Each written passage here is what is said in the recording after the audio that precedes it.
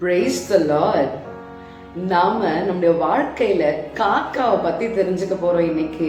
பிரியமானவர்களே, இந்த காக்கா என்ன பண்ணும் தெரியுங்களா? மனுஷர்களை நம்பவே நம்பாத ஒரு பறவைங்களாம். நம்ம போற வரைக்கும் அதை நம்ம திரும்பி திரும்பி பார்த்துக்கிட்டே இருக்கோம், நம்ம எதனா பண்ணிருவோம் அப்படின்னு சொல்லிட்டு நம்மளை நம்பவே நம்பாத ஒரு பறவை அது. அதே போல இந்த காக்கா கொடுக்கிற குணம் கிடையாது, எப்போதுமே பிடுங்கிட்டு போற ஒரு குணம் கொண்ட பறவை தான் இந்த காக்கா.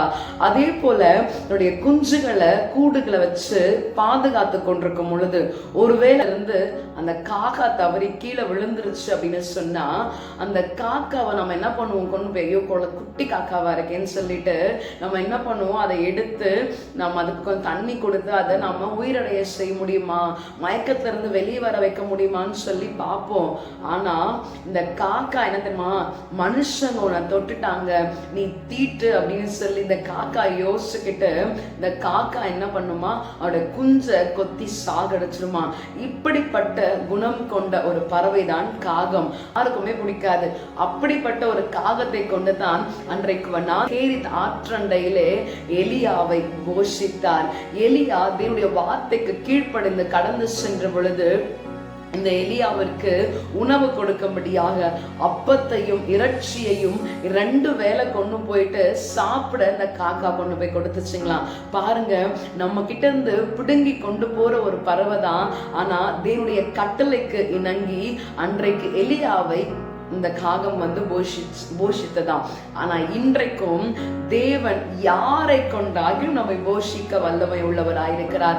எதை பத்தியும் நீங்க யோசிக்காதீங்க, இது எப்படி நடக்கும், அது என் வாழ்க்கையில எப்படி மாறுமோன்னு சொல்லி நீங்க கவலைப்படவே வேண்டாம். ஒரு காக்காவை கொண்டு எலியாவை போஷிக்க முடியும்னா நம்மை அவர் போஷிக்க நடத்தவர் வல்லமை உள்ள தேவனாயிருக்கிறார். இந்த நாளிலும் நம்மை நடத்துகிறவரை ஆராதிக்க விட்டு கொடுப்போமா? Praise the Lord.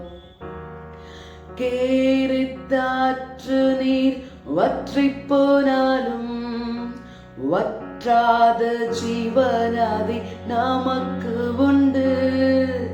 பின்னிட்டு பாராமல் முன்னடப்பேன், பின்னிட்டு பாராமல் முன்னடப்பேன்.